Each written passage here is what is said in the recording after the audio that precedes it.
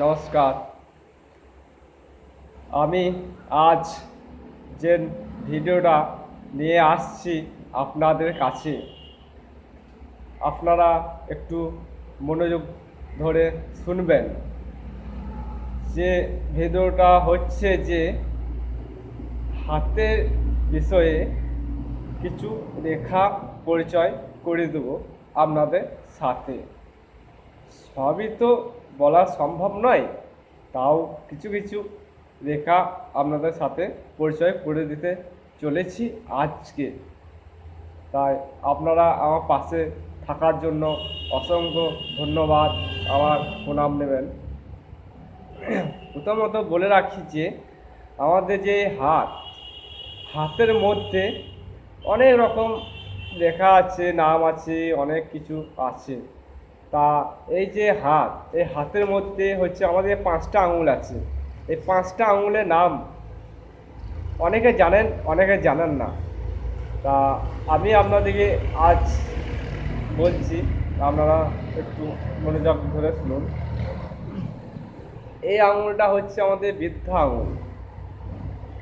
এই আঙুলটা হচ্ছে তর্জনী, এটা মধ্যমা, এটা অনামিকা, এটা কনিষ্ঠা। এটা আমাদের 5টা আঙুলে 5টা নাম। তারপরে আমরা এই হাতের মধ্যে 9টা গ্রহ আছে। সেই 9টি গ্রহ নাম সেটা পরিচয় করে দিচ্ছি, কোনখানে কোন পরিস্থিতিতে অবস্থান করছে। তা প্রথমত বলে রাখি আপনাদেরকে যে আমাদের এখানে রবি, এই যে স্থানটা, এই জায়গাটা রবি অবস্থান করছে। এই জায়গাটা এটা হচ্ছে রবি স্থান। এটা হচ্ছে যে চন্দ্রের স্থান। এখানে মঙ্গল, এখানে বুধের স্থান, এখানে বৃহস্পতি, এই জায়গাটা শুক্র, এই জায়গাটায় রাহু, এই জায়গাটায় কেতু, এই জায়গাটা মণিবন্ধন।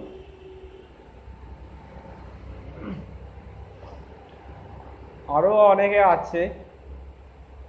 মণিবন্ধনটা বলেছি, ওটা হাতের রেখার নামে, রেখার পরিস্থিতি ছড়িয়েছে, তার 9টি গৃহ বলার পর মণিবন্ধনটা বলেছি।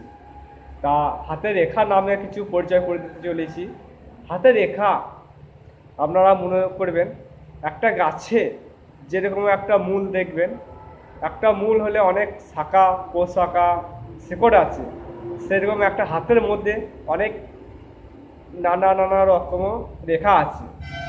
তা যে রেখাগুলোর সাথে আপনাদেরকে পরিচয় করে দিতে চলেছি আজ আমি, তা সেই রেখাগুলো আপনারা সবারই হাতে দেখতে পাবেন।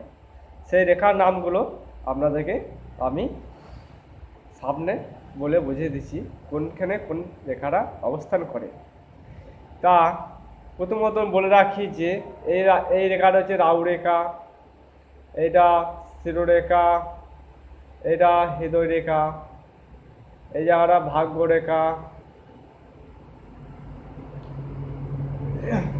এটা হচ্ছে রবি রেখা,